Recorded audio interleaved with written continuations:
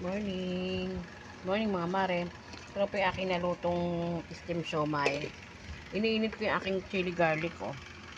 Kasi nga, ano na siya, nilagay ko siya sa freezer eh. Kaya iniinit ko siya para tumambot ba, matigas. Ito na tayo ng ating adobong talong.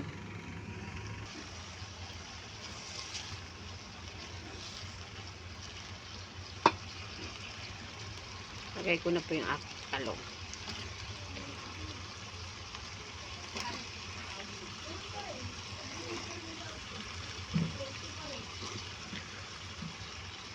Adobong talong mga mare.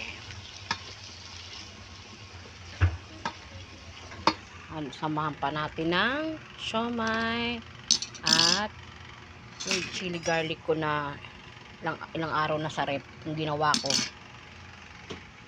Ito mga mare, ang adobong talong. Kain po tayo mga mare. Bye bye.